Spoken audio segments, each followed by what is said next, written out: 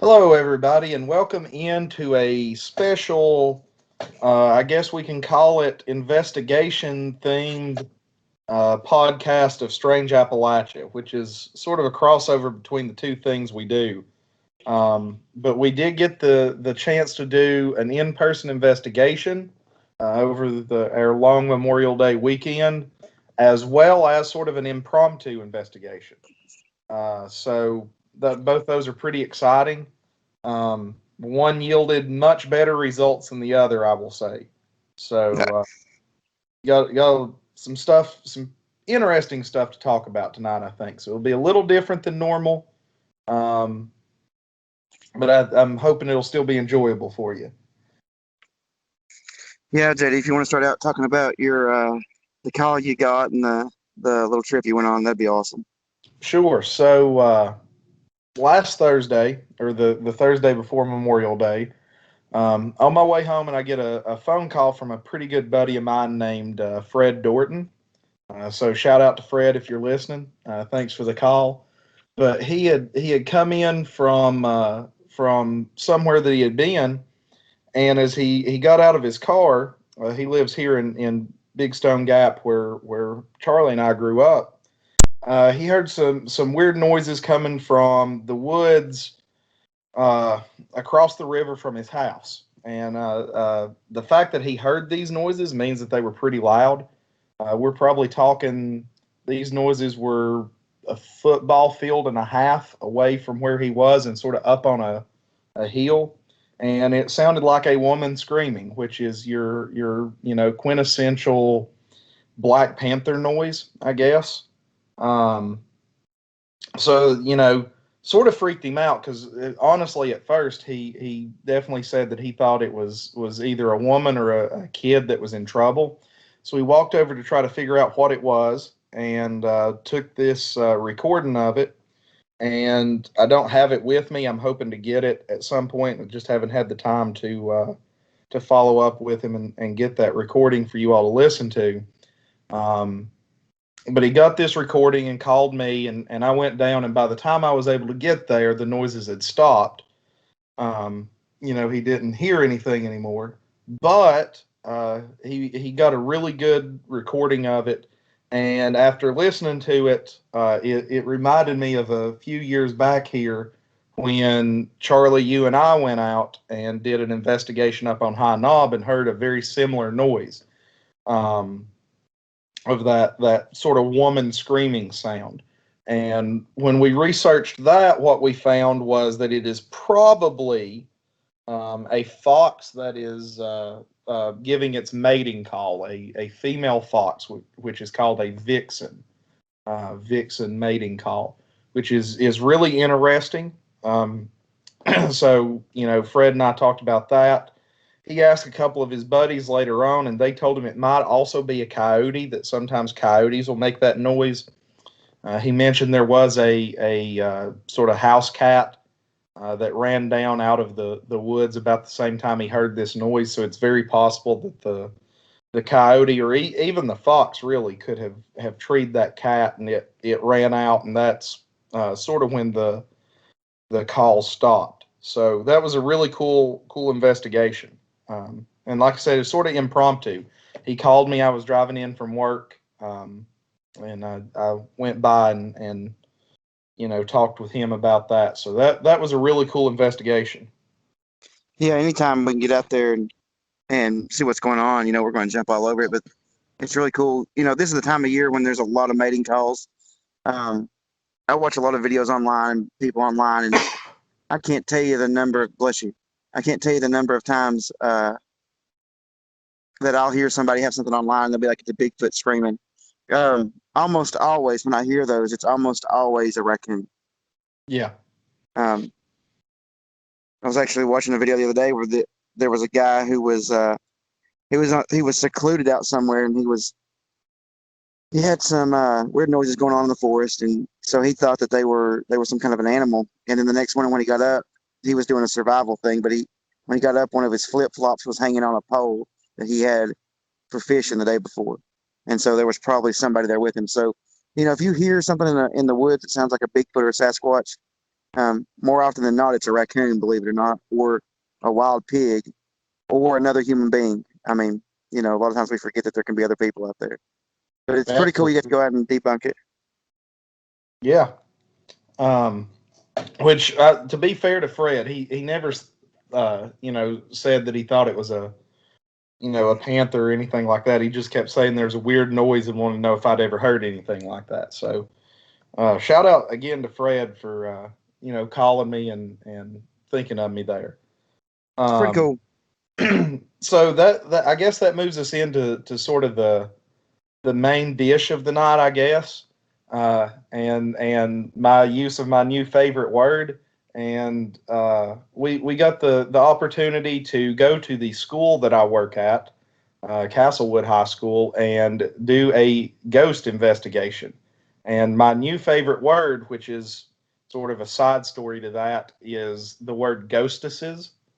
Um, so the story behind ghostesses, before we get too far into that, is I was helping another friend of mine move, and the house that he moved out of, he had to have gutters put on it, and was next to a graveyard. And the guy showed up to put the gutters on his house and saw the graveyard and asked him if there were any ghostesses or if he'd ever seen any ghostesses. So that's my new favorite word. And with that being said, after investigating Castlewood High School, I'm increasingly convinced that there are no ghostesses there. Yeah, it was pretty uneventful night. Of course, we spent the whole night there. We had a little bit of help, and we didn't run into anything out of the ordinary, let's say. We had a few weird noises, but nothing that we could point at being a ghost. Yeah, and this school is a pretty old building. I'm not sure off the top of my head when it was built. I'm wanting to lean toward the 50s, but that could be completely off and wrong. So don't take my word for it that there. Um, but it is an older building, and there's just a lot of noises in it that could be pipes, could be the building settling, could be all sorts of stuff. Um, and the other thing to point out there with this investigation is there have been a lot of reports that are sort of weird and varied and all over the place. Doors opening and closing, weird noises, uh, all the way up to full-bodied apparitions, shadows, stuff like that. And we can talk about some of those as we go through this. Um, but I will say one of the big challenges we ran into with investigating the high school is one of the sort of, I guess you would say, hot spots for activity seems to center around the auditorium for whatever reason. And a lot of our investigation of the auditorium got thrown out basically while we were there because there are two air conditioning units that are very, very noisy, very loud. And I didn't find out until about 3 days after we did the investigation that I had the ability to turn those off, uh, which is sort of funny. Um, so we may look at going back and trying this investigation over again at some point, or we may not. I don't know, but that I will say that definitely greatly impacted some of the stuff we were able to get because a lot of the weird noises that we heard very well could be traced back to those air conditioning units. But if they weren't those air conditioning units, then we got some really weird noises that we heard. Yeah, I know. Like the full-bodied apparitions, um, we didn't see anything that night, but we weren't able to debunk them either.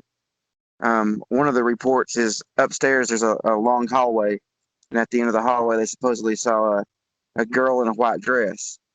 And there's no way you could mistake a light shine or uh, any type of, I don't know, reflection or anything for a girl in a white dress. Right. And we tried every way in the world to recreate it. I mean, everything short of wearing a dress down there. We tried, Sure. and there's a window behind it, and there's always the possibility that someone climbed out that window. But where you climb out to is a little platform, and it's about, I don't know, 20 foot off the ground, maybe 25, and there's nowhere to go from there. So if it was someone that had climbed in that window when the people went to check, I don't know where they would have went. Yeah. I mean, it's definitely a weird story, and a lot of the I guess the harder thing with the school there, not only are there a lot of different reports, but most of them seem to be like one-off reports. They saw the little girl in the white dress once. They heard, a certain weird noise in a spot once. Um, one of the reports was one of the classrooms there that there was a bottle that was thrown rather forcibly and exploded against a wall. It happened one time. So I mean, it's hard to when you've got that many different reports, and they all seem to be one-off reports. It's not like they're consistently seeing a bottle thrown against a wall or a little girl in a white dress over and over and over again. Um, it's hard because who's to say that it wasn't a ghost the first time they saw it, and it just happened once. So Yeah, it's not like and also these reports are all over.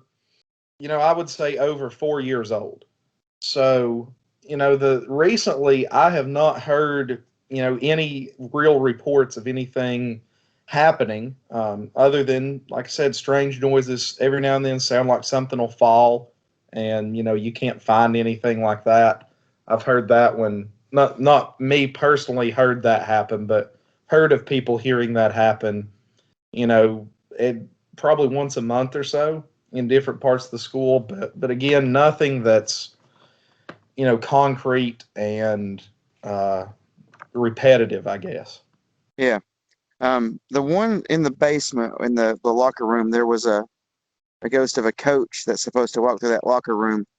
That seems to be the only one that's really a consistent one. Hmm. And we didn't have any experience like that there. Yeah, So, and we did bring the thermal this time. And absolutely. We used the thermal camera, and that was a really useful tool. But again, nothing to really share with you on it. yeah, so there were some anomalies, but nothing that we could chalk up to anything supernatural.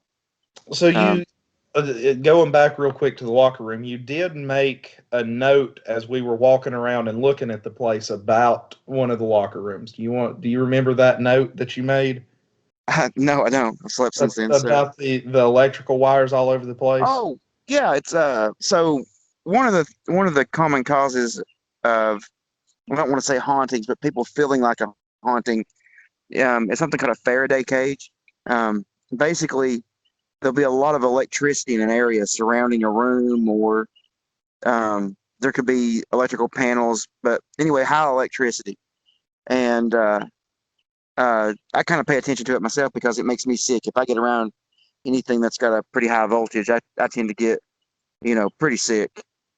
And uh, while you're in that basement there in the locker room, it is a straight up Faraday cage down there. And, it's not high voltage. It doesn't seem to have anything stronger than lights attached to it, but that could be throwing people off. People could be going down in there and having experiences because of the electricity. Hmm. So And I will say another report that we get, or that I've heard a lot, with those uh, locker room areas is they'll smell cigarette smoke, which the coach that died there was a pretty heavy smoker apparently. Um, the issue that I have with that report is it's a high school and those are locker rooms. Um, that does seem to be one of the common places that kids will attempt to sneak off to and smoke. So, I don't know that I necessarily put a whole lot of stock in that particular type of report because, again, who knows? Somebody was down there and heard them coming and went out the back door, or hid till they left, or whatever. But they were down there smoking, and that's why you smell that smoke when you go in. yeah, Um, there's there's a lot of places down there you could hide. Yep. You know. So, Um, but overall, it was a pretty cool experience. yeah, I mean, we got to test out the thermal. That we got some with testing it. There's a lot of stuff we noticed with it. It'll lead to some weird anomalies or what looks like weird anomalies. There was one point that in that upstairs hallway we thought, while we were looking at it, it looked like there was uh I guess apparition would be the right word, but it looked like somebody was on the other end of the hallway sticking their head out and looking at us. As we got closer, it was just a cold spot from a I guess like a metal door that was there on one of the old like uh, bars where you can block off part of the hallway when it's not in use or whatever, but the Yeah, rest of the like school is. one of the old gates was there. Yeah, Yeah, yeah, and so that being a cold spot made it sort of glitch, I guess, and it looked like something was sticking its head out, but it turned out it was just that. So I mean, some little stuff like that let us know that there's some stuff that even if we get something on that thermal, that we still got to look out for that. Just because we get something doesn't necessarily mean that we got something. So definitely yeah, an interesting night. One that we've been looking forward to doing for a while, because that was one that we had scheduled before COVID shut the world down, and we both of us are vaccinated, and they were kind enough to let us back in. Um, you know, so that was a good experience. Maybe we'll get back in there and get some good readings next time, some more interesting experiences. But it goes back to what we talked about when we investigated the fire hall before. Most of the time it seems to be when you go out with the purpose to do a ghost hunt, or an investigation of any kind, odds of you finding something is slim to none. So yeah. I mean, most of the stuff it seems like you just stumble across it anyway. So I yeah, know any experience that I've had with a ghost, or I don't know even what to call them, but anytime I've had an experience like that, it's just something that I've happened into or uh, kind of stumbled across. And sometimes it's in the just the weirdest places, and mm, that's what kind of makes you believe that it was something supernatural and not something you know somebody was causing or somebody was trying to hoax you with. yep. And I will say we did a pretty good job of keeping this one low key. There wasn't anybody there that was going to be messing with us, because there was only a handful of people that knew we were going to go ghost hunting, or even fewer that knew where. So Yeah. that was good, and we actually ran into the high school is connected to the elementary school, and at one point it kind of freaked us out a little bit, but there was somebody in the elementary school, and we thought it was somebody moving around in the high school, and sort of gave us pause for a minute. Yeah, we were trying to figure out how they got in and everything, but they weren't on our side. So Yeah.